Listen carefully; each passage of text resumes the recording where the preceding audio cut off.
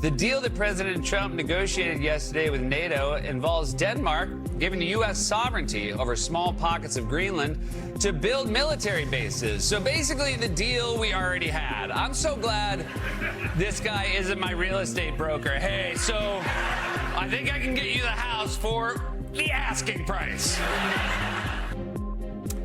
Seth Meyers there. Welcome to the fourth hour of Morning Joe. Just after 6 a.m. out on the West Coast, 9 o'clock here in the East. We are following a number of stories in what promises to be a busy hour. That includes the framework of a deal on Greenland that President Trump announced at Davos. Well, that framework remains light on the details, with Trump now claiming that more will be released in, wait for it, 2 weeks. It comes as Danish officials continue to push back, setting clear red lines on any future agreement. The Danish prime minister saying, we cannot negotiate on our sovereignty, and that she has been informed that this has not been the case. Meanwhile, there is outrage in Minnesota after ICE agents detained a 5-year-old boy, with the school district there saying he was used as bait to find others inside a home. Also, the target of the ICE raid the other day that went viral.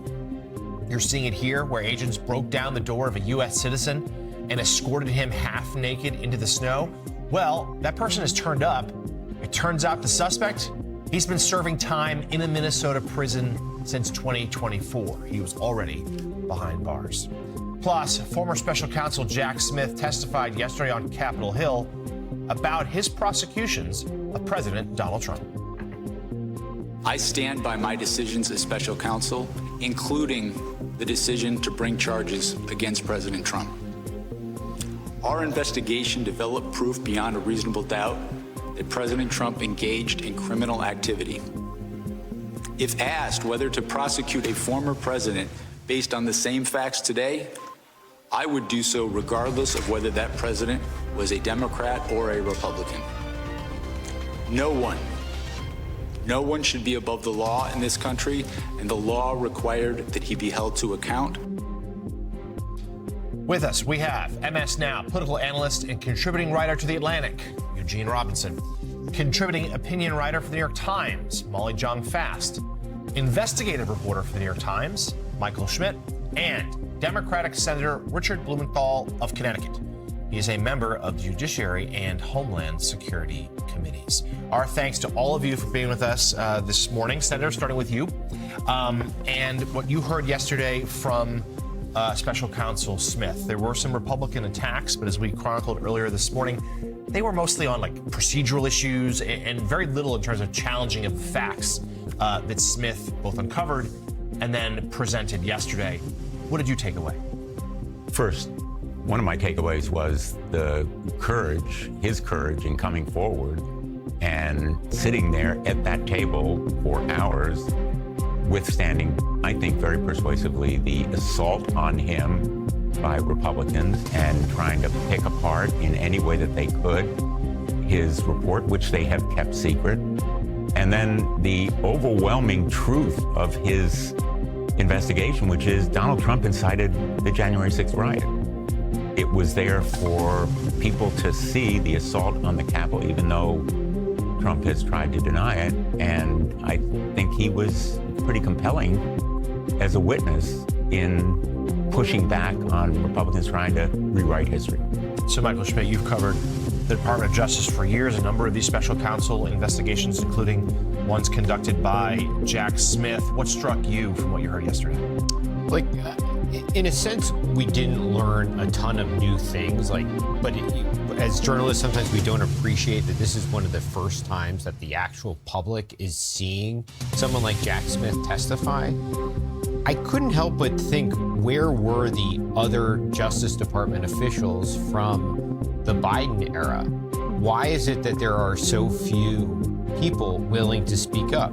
Indeed, retribution is an issue, but for the senator to sit here today and say that he thought it was a remarkable amount of courage for Jack Smith to sit there and testify under oath largely about things that are already public, sort of speaks to the moment that we're living in. You don't hear from Merrick Garland. You don't hear from Lisa Monaco.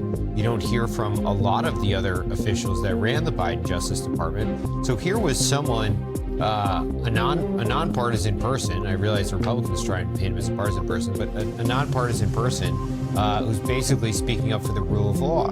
And there's just not a lot of folks out there doing that right now. And to me, the larger event of that was more significant than anything that he has already said in an indictment. But the senator here saying that there was remarkable courage that he had to do that yesterday, that's where we are in January of 2025. It's true, and we're in January 2026. And Smith made clear that he believes that he could have received convictions in these cases. Michael, we're really glad you're here because we also want to talk about some of the latest out of Minnesota. In the reporting that's come out, there's an internal DHS ICE memo that's going around suggesting that agents can enter a home, that they don't need a judicial warrant, but rather an administrative warrant is sufficient. I've never believed that to be the case. Let us know what you know of this and this memo. So I don't know a lot about it other than what's been reported, but that's like certainly something where obviously it's going to end up before a judge. I mean, that's like, you don't need to be a legal beagle to know that and figure that out. And it speaks to sort of how a lot of this has played out, which is that these judges have really become part of the process and a bull. Late at night in Washington, the lights inside the Capitol are still glowing. Phones are buzzing nonstop. And a quiet kind of panic is moving through the Republican Party. Not because of Democrats, not because of the media, and not because of a bad election night, but because of their own president. What first sounded like a strange, almost laughable idea about buying Greenland has slowly turned into a serious political problem that many lawmakers now see as dangerous, embarrassing, and potentially destructive to the party's future. This is not really a story about foreign policy or military strategy the way it might seem on the surface. It is a story about power, ego, control, and fear inside a political movement that suddenly feels like it is losing its balance from within. Behind closed doors, Republican lawmakers who once defended every controversial statement are now looking at polling numbers, district maps, and upcoming elections with deep concern because they know something the public does not fully see yet. There is no real national security emergency that requires the United States to own Greenland. Greenland is already an ally. It is already connected to NATO. The United States already has a military presence there that has existed for decades as part of missile defense and Arctic monitoring. There is no hostile power about to take it. There is no urgent gap in American security that needs to be fixed. Yet the president keeps returning to the same idea again and again, talking about ownership, control, and possession as if agreements, partnerships, and alliances are not enough. To many people in Washington, this does not look like careful strategy. It looks like obsession. The same instinct to put his name in large gold letters on buildings, to leave a visible mark on anything big enough to be seen on a map. On most world maps, Greenland appears enormous, sitting at the top of the globe like a massive piece of land waiting to be claimed. And to a man who has always been drawn to size, scale, and symbolic dominance, that image seems to matter more than the political consequences. Lawmakers are worried because they understand how this sounds to America's allies, especially Denmark, which governs Greenland, and other NATO partners who rely on trust and cooperation, not threats or pressure. They fear that pushing this idea too far could damage long-standing alliances, make the United States look unpredictable, and give rival nations an opportunity to question America's stability and leadership. Some Republican members of Congress are quietly admitting to each other that if this obsession turns into real action, it could create a crisis big enough to hurt their chances in the next election and even put the presidency itself at risk. For the first time in years, a word that many thought was buried in the past has started to be whispered again in private conversations. Impeachment. What makes this different and uncomfortable is that these whispers are not coming from Democrats, but from Republicans who feel trapped between defending their president and protecting their own political futures.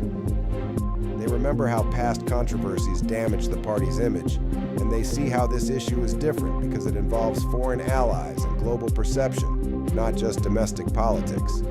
They also know that the public may laugh at the idea at first, but foreign governments do not laugh when a U.S. president talks about buying territory from an ally. They take it seriously, and that seriousness creates tension behind the scenes that most voters never see.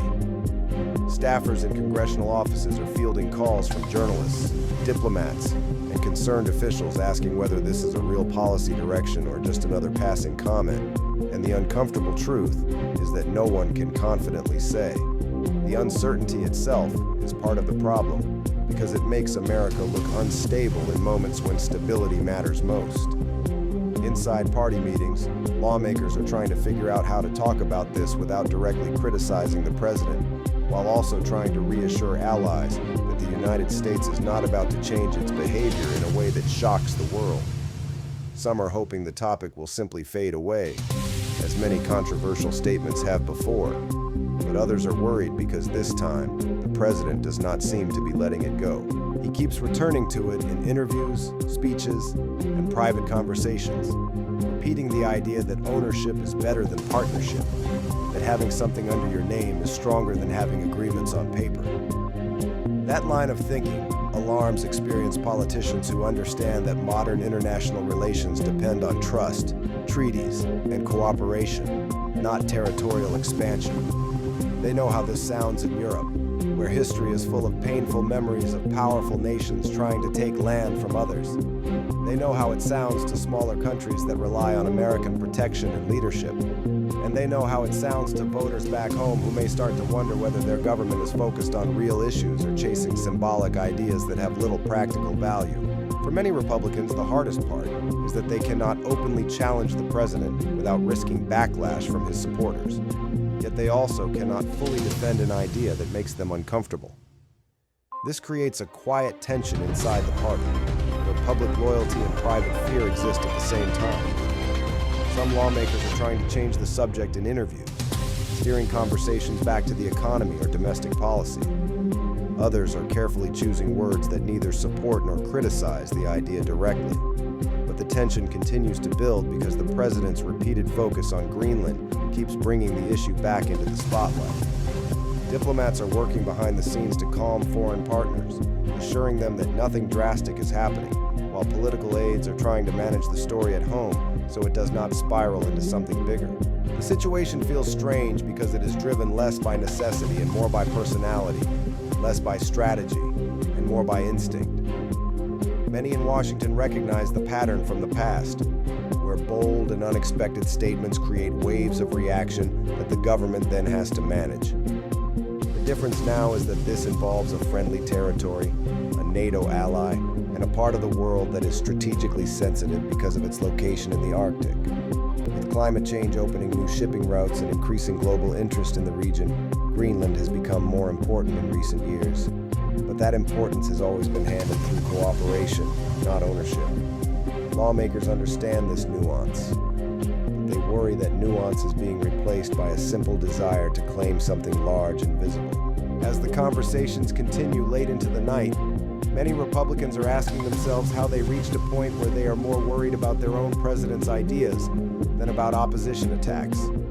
They feel caught in a situation where defending every statement is becoming harder, yet speaking out carries its own risks. The fear is not just about political embarrassment, it is about long-term damage to America's reputation and to the party's standing with voters who expect serious leadership.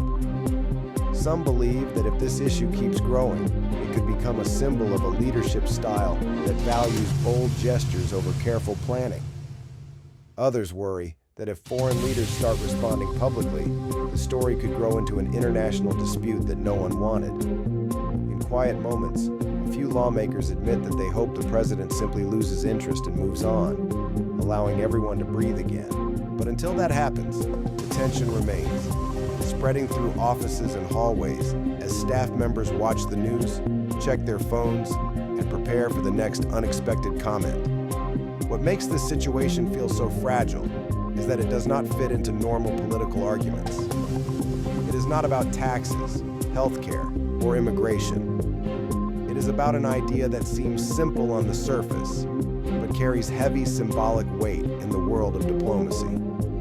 Republicans who once felt confident defending every policy now feel uncertain because they cannot explain why this idea matters so much to the president. They can explain security, economics, and alliances, but they cannot easily explain obsession.